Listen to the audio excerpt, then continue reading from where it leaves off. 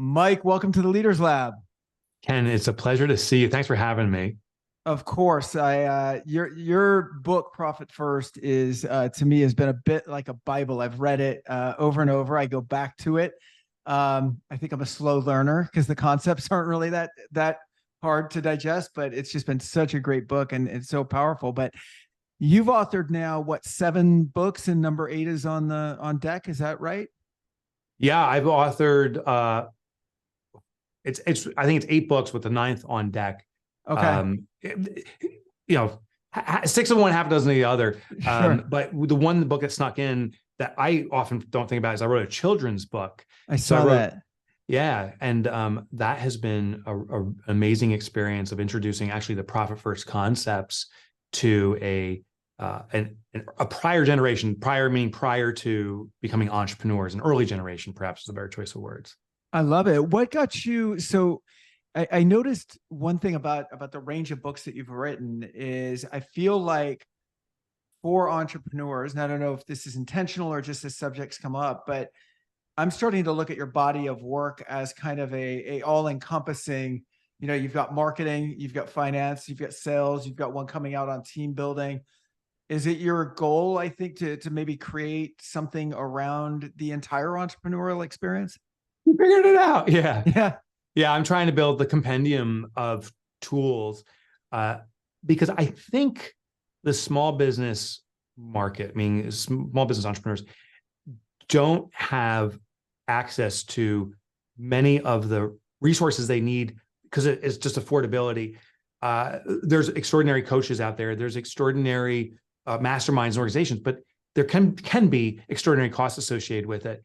So my thought was, gosh, when I was just starting up, where are all things I wish I had access to affordably? And I Right. really believe dollar for dollar, nothing beats a book. It's the download of an entrepreneur's mind. And when I look back on my business career, I think some of the greatest learnings have come from books.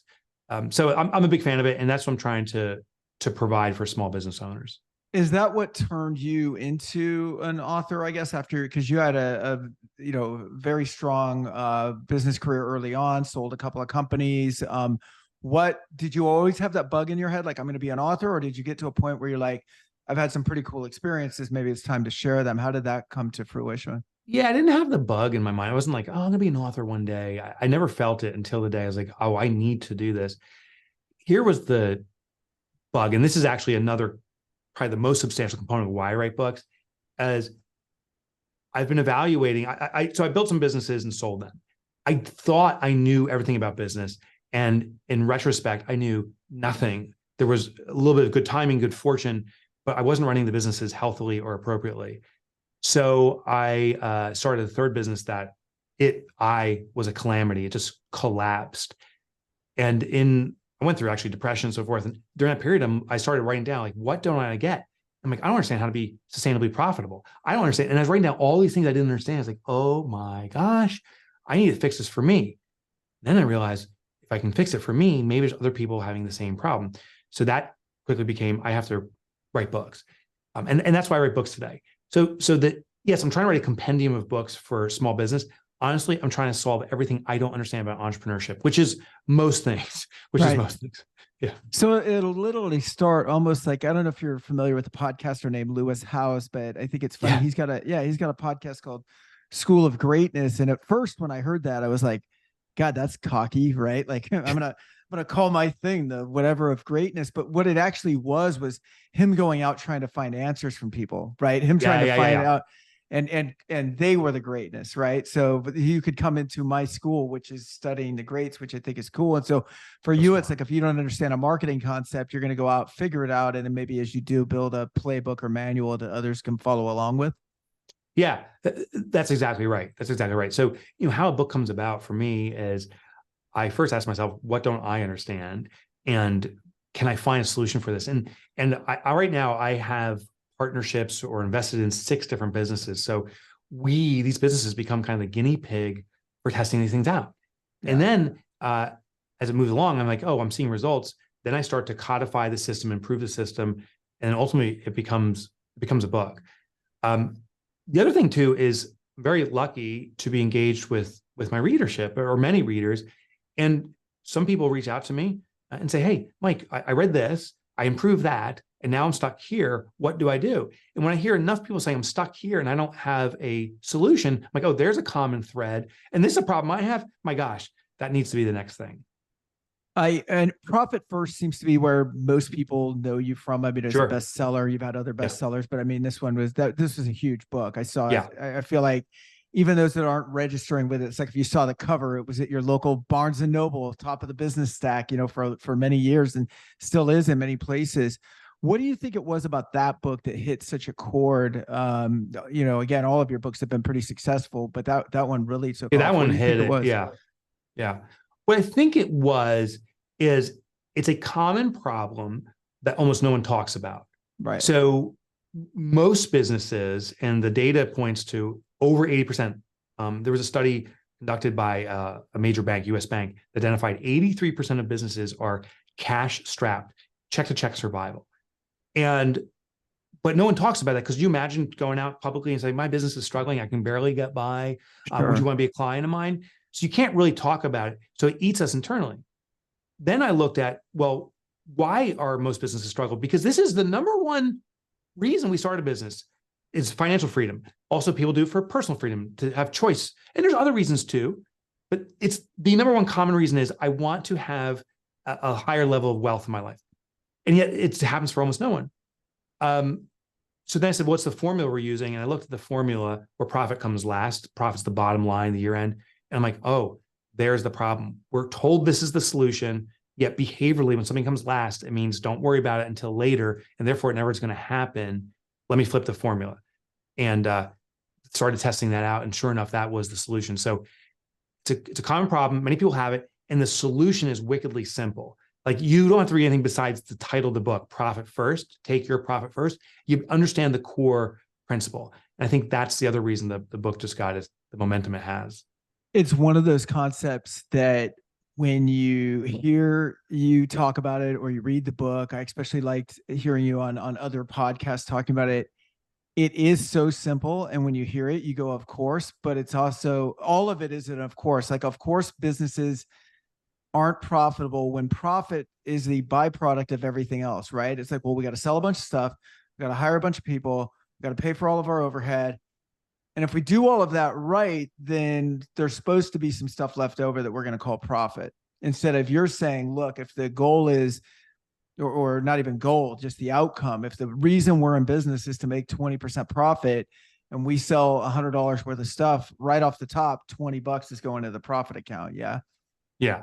Yeah, that's exactly right. So most people see their gross revenue is actually the disposable revenue, meaning it can be used for any purpose. So if I get $1,000 deposit, I'm like, oh, I got $1,000, I can spend it on that new computer I need or whatever the choice is. There's a thing called the primacy effect. And the primacy effect is when we see something first, we see that as a significant priority over everything else.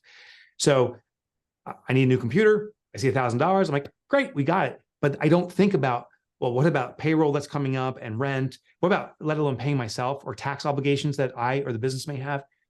So in Profit First, when that money comes in, the first step is to carve that money up to pre-allocated buckets.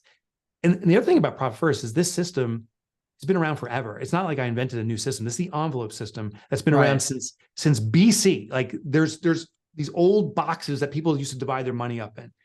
I'm just like, oh, there's an application of this to business, which I don't think had been done before. So that's what this is. We're dividing the money up, pre-allocating to its intended use. And so then you spend within the confines of what the money is really intended for.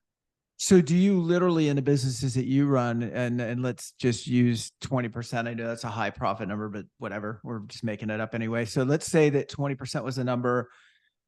Do you literally just, that doesn't waver? So it's like, yeah, but we need to hire someone. It's like, well, we're not until we do something else. Like, do you guys really put like a lock and key down on the profit number?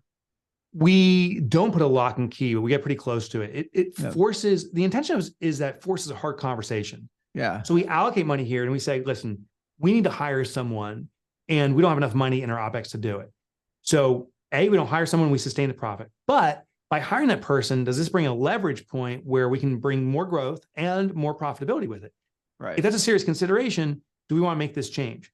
What we do is we always maintain what we call the TAPS or the target. So now we may drop occasionally our profit down to a new cap, which is current allocation percentage. And now we can see the offset.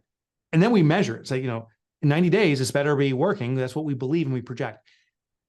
That's the other component of profit first. Your business will start to speak to you. It forces hard conversations before the fact as opposed to after the fact. Right. And it's a conscious conversation, like you're saying. It's before it happens. It's not like we're going to hire the person and wonder what happened to all our money. It's we know where it's going. We agreed to it. We'll take the little profit hit, but it's going to be temporary, right? I like that. So, you guys literally go out and set up separate bank accounts for all these things. Very similar, like you said, on the personal side to the envelope system. If I remember right, it's income, profit, owner's draw, and then taxes and operating expenses, correct? That's right. We call it the foundational 5 accounts. Okay. And how it functions is all your deposits go into income, and it just sits there. We never pay a bill from there. That's the key. But what this allows us to do, Profit First is rooted in behavioral psychology. And one of the components is that changing who you are and changing your behavior is very difficult. But channeling your behavior, meaning keep doing what you do, but put a system in that brings the outcome you want, is much easier. So most of us as entrepreneurs have been told, read your income statement and your balance sheet and your cash flow statement and tie those in together, run metrics. And most of us say, okay, but we log into our bank account and we make decisions there. So that's our natural behavior. The intercept is we have these accounts there. So money flows into income. Because we're logging in, we now get to see inbound cash flow. Prior to spending a dime, it gets allocated out based upon percentages. So you see what profit you're taking, you see what you're paying yourself as a normalized salary, taxes and stuff. And the OpEx account is used then for the operations of the business. And so that $1,000 may not be $1,000, it may be $500 for the operations of the business, as long as we account for the other things first. And not to nerd out too long on Profit First, but it is such a good book. But as part of the expenses, I think I heard you talk about this, and I believe I read about it too in the book. But it would make sense then that I think a lot of owners, myself included, sometimes someone will go, what do you make in the business? What is the profit of the business? What do you make in the business? Which, as an entrepreneur, those lines get blurred a little bit, right? Because, to me, it's like owner's salary and profit is kind of all the things that I make together. But in this kind of a system, it's important. I guess I'm making a statement and you verify if it's correct, but it would be important then to normalize your salary, which is your replacement value on the market, which is also not only a good way, I think, to run the business, but when you're looking at like exit strategies and stuff like that, that's important, because I can't claim that my business makes $1 million a year if it costs $250,000 to replace me, right? That's right. Yeah, a normalized salary is very important for evaluation of the business for sure. It's, I think, more important for a life expectancy. So most entrepreneurs fall victim, if I may, to a thing called Parkinson's law. But Parkinson's law can be your friend. So Parkinson's law was research done by Northcote Parkinson back in the 50s, discovers it's the human propensity that as a resource expands, we consume more. So if we are served we used to be a traditional soda can, 12 ounces, whatever, versus one of those mega cans they make now, which is like double the size, we will drink more soda because it's in a bigger container. Nothing else needs to change. And if you want to drink less soda, get a smaller container. The same thing is with money. As money expands, as more revenue comes in, it's our natural propensity to spend more. And so most entrepreneurs are living on the absolute edge of what the business can handle. They're spending on expenses, and anything that's left over, they take for themselves, and they live this maximum lifestyle to it. So if they have one bad month, panic ensues. I don't have money to pay my home bills and stuff. So a normalized salary is, if you did have to replace yourself with a person that does what you do, what would that salary be? Then we set that, and we use percentages still to allocate. We put a little buffer in because a normalized salary will be a fixed number coming out. So we determine on percentage, what percentage is that, allocate it. And then when it comes to selling the business, we can say, oh, we've been drawing this salary. But also, because there's money going into a profit account, you have a bonus that's accumulating that comes out to you on a periodic basis. I suggest quarterly. Actually, I kind of mandate quarterly. There's behavioral reasons behind that. But now, if you want to go on an extraordinary vacation, or maybe it's a small profit and it's just a great dinner out, but some celebratory stuff, then you can use the profit account. But what most people are doing, because they don't have a profit account or owner's pay or a tax reserve, it all gets blended together. They live a lifestyle that uses up all that money. And then when tax time comes around, they're like, I don't have anything, and panic ensues. Or how am I going to do this one extra thing I want to do because I can't afford it? It's also interesting, when we adjust to a normal salary, our lifestyle adjusts, but our happiness factor for everybody stays the same. We have over 700,000 implementations of Profit First globally. And I get feedback from many folks. And I said, oh, once I figured out this normal salary and started living by this, it felt bad for like a week or two or a month, but then this became the new standard and I'm just as happy. But I also have the confidence, I have money being reserved. I feel financial confidence and I'm just as happy.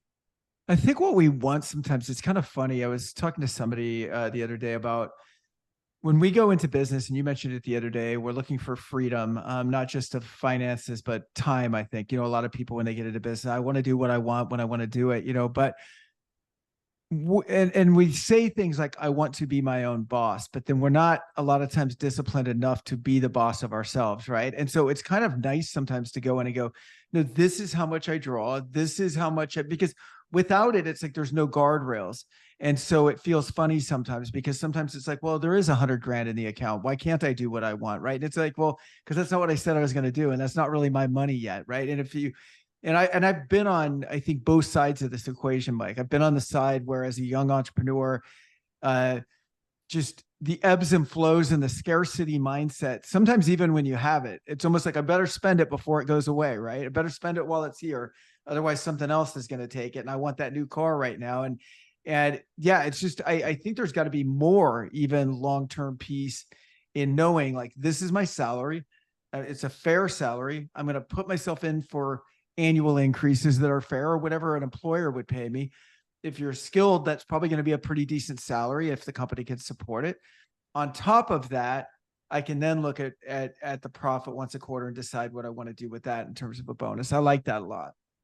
Yeah, and that profit that's accumulating too, it serves two roles. One, a portion of it will be distributed quarterly to the shareholder or shareholders, the owners, and a portion remains. So it builds what's called cash equity.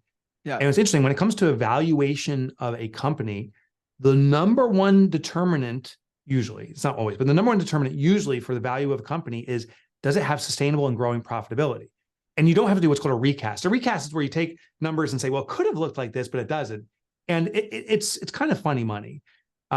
Just to give context, Enron recast their numbers to profitability until the entire organization collapsed. So you can keep playing with numbers. But bank statements, there's actual cash on hand. You can't lie. So when you see the cash accumulating more and more over time, you have hard proof that you have a cash ATM. And that is super desirable for an acquirer. Absolutely. And that you've normalized your salary. So Yeah. It's not just a thing that you're saying, it's a thing that you're doing. And you're That's like, right. look, over the last 5 years, I went from making, 100,000 to 110 to 120 or whatever it is. And so culturally and systematically and everything else, the business is already built for that. So they're going, look, we buy this guy out. We've got growing top line. We've got growing bottom line, and we've got a normalized salary that looks realistic that we can then replace that person with. Yeah, it makes it much more attractive. Yeah, I agree. I love it. I want to switch gears to your marketing book, Get Different. And that's not the whole title, is it? Is it Get Different? No, it's Get Different. It's marketing that can't be ignored. Yes. Is the subtitle. Yeah. Okay. The marketing that can't be ignored part. It's so funny. I've never read a marketing story in my life until in this book about Wall Drug, South Dakota, Right. and in South Dakota. And in 1988, I was exiting the military, and I had a Suzuki Samurai, and me and my wife were driving from upstate New York down to St. Louis to visit her grandparents, and then across all the way to Seattle, Washington to visit my sister. For about 300 miles at least. Wall drug, Yeah. Wall drug, stop and see Wall drug. And you reference the owners, I think, of Wall Drug and how clever they were in their marketing and getting people in it. It was just funny to me. It was just a cool reference, but you really talk about marketing. It can't be ignored. We stopped in Wall Drug because they marketed to us and they could not be ignored. So tell us a little bit about that book and what made the folks out there in Wall Drug special and how'd they get in there? Yeah, it was fascinating because it was a struggling business. And I think, just to give a little preface to this, is when people hear get different, I think I made a mistake here, because people are thinking get outrageous in many cases, like be someone you're not. And that's not what it is. Different is usually a better expression of who you already are, or a more noticeable expression of your natural self. So I'm not saying you got to be weird or wacky. Wall Drug said, we have an infinite number of cars going by. This is back, in the day, going by, and we're just a drugstore. What could get people in here? And the co-founder, I can't remember her name, it was a husband-wife team, said, let's just give away free ice water because people are thirsty. Let's, sell them what they need, or sell them what they want, and then give them what they need. And so there's these signs of free ice water, and there's these cute poems and stuff like this. And as you're driving down, you're like, you know what? That's going to become my stop. So they just say over and over again, if you're going to stop, and everyone's going to at some point, make us your rest stop. And you go there and you can get your free ice water, which is a minimal cost to them. But then people are browsing. The business exploded. And I dare say they even now have a dinosaur display. Again, it's just something unique, so you can get out of the car and your kids and family can look at this cool dinosaur structure. And that's how they did it. It wasn't massive amounts of advertising. It was just billboards. And I dare say when they originally did it, they just put the billboards on the highway without getting permission. They just put up these little signs. And over time, they started investing in this. It's a very low dollar spend for something that's remarkable. And people across the country, if you pass this, it happens. So it's not one billboard, it's dozens or hundreds. That's how it was for us. Yep. Yeah. Yep. You see so many, you have to talk about it. Yep. There's another version of this called South of the Border. There's another stop if you're going south from where, through St. Louis going south. I'm up in the Northeast, and I remember driving down, and same thing, about 300 miles out. I was like, oh, you're approaching south of the border. And when I saw the third sign, I'm like, gosh, this must be the next corner. And then under it says 250 miles. But after I saw the sign, a dozen times, I'm like, I got to stop by this place. And nothing remarkable. It had a huge sombrero, and you walk around. But sure enough, I stopped. I made some purchases, continued on, and I shared the story about the remarkable signs you see over and over again. We did the same thing, and it was funny that we were like, we got to stop. We have to now, right? Yeah. It's like it worked. And when you got there, again, nothing spectacular, free ice water, but it was a nice pit stop in the middle of nowhere. And what was really kind of cool was they had created this vibe. First of all, it was busy, and they had created this vibe that everybody was kind of in good spirits, right? Everybody's kind of like, hey, we're all just checking out what's here. And it is what it is. And it's in the middle of nothing. And maybe there's a dinosaur, but it was brilliant. The one that I really liked, because this related to something we do in a mastermind that I'm in. I'm paraphrasing here a little bit. I think you interviewed a guy. I don't think this came from you, but you talk about it in your marketing book, where they were sending a gentleman that you talked to or did a case study was sending a business book out to prospects, right, with no real notes or anything. And I'm paraphrasing this. Can you tell that story again, and then I'll kind of relate it back to what we're doing? Yeah, so it's interesting. So I think the story is about a guy named Gabe Pena. And what he did is he was targeting, and continues to do this, clients who are in the cigar industry. That's his niche. He's an accountant. He's a great accountant. And what he did was he was sending out books to them as a gift, and it spoke to some of his competencies. But what he noticed is that you just send a book, maybe you've received one, something that's gifted to you, while it's nice, you probably will never read it because you didn't make an investment into it. So maybe it sits on a shelf or on a side desk for eternity. So what he did was he started inserting notes in it. And the first note says, it's a little sticky note that sticks out, and sticky notes are very compelling. If you see a sticky note, you know it's a personal message. And it said, I think you'll love this book, but I also realize you may not have the time to read it. I highlighted as 4 sections that I think can transform you. And then there's the next sticky note, and it says, check out this. And there's an arrow points to the paragraph, and it shared a key tactic. And he said, I think you can use this in your business. And that process repeated. And the 5th note said, I hope you extracted some value from this. And if you have any questions about the entirety of the book, I'll gladly hop on the phone with you for 10 or 15 minutes, and I can explain stuff. Hope it serves you. So now he had people who were engaged in the book. They had something he knows they'll preserve. Books have this magical quality. They don't get thrown out. We have this this hesitancy. We'll throw out a catalog, but we won't throw out a book. And now he had them anchored into some of the engagement, reading and listening. And that small amount of engagement was enough to amplify inbound phone calls. And he got clients that way and still does. It's huge because we've been doing it the way he did it at the beginning, which is somewhat effective, right? I mean, it's nice to get a book, but like you said, they're not invested in it. I've got a dozen books sitting in my office here that I haven't read yet, you know, that Right. I'm intend to one day, and so maybe they get to your book, maybe they don't. But I think if someone said, if you sent me a book and it's from Mike and it's like, hey, I think you'd really love this, that's easy enough to do, right? I can go read that page or two and see if it hooks me. And if it does, I'm on to the next thing. And beyond all of that, it now did its intention, which is a solicitation tool. It worked. It made me think, or made me feel that you were thinking about me and that you specifically thought about me and pointed some stuff out, which is just amazing. It's not difficult to do. I mean, chances are he's probably pointing out the same 4 sections to every single potential client, right? It's not like he has to individualize all of it. That's right. That's right. It becomes routine, just like Yeah. the wall drug billboards. Everyone who drives by sees it, but it's a unique way of seeing billboards. So that's the thing about getting different is there's millions of billboards out there that we don't see. But just by making one shift, repeat it, change it, but keep those billboards showing. Give a book again. Everyone gives books. Put little sticky tags in. It's enough of a shift that people notice. The core formula to get different is DAD. That's the acronym, DAD. The first D stands for differentiate. You will not get, I don't care how good your offering is, if no one knows it exists, you'll never get business. So we have to garner attention. And subtle differences, our minds are actually wired for that. You come outside your house, and all of a sudden you see something on the ground squiggle, your mind goes, whoa, what is that? Because it could be a snake, it could be the hose that you just kicked into, but we have to validate it. So differentiate to get attention. A, it must be attractive.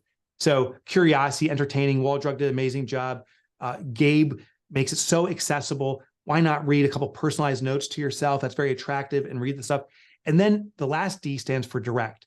You need to now tell the customer what to do. So Wall Drug doesn't say like free ice water somewhere. It doesn't say like, you know, they're cute rhymes. It simply says free ice water 200 miles away.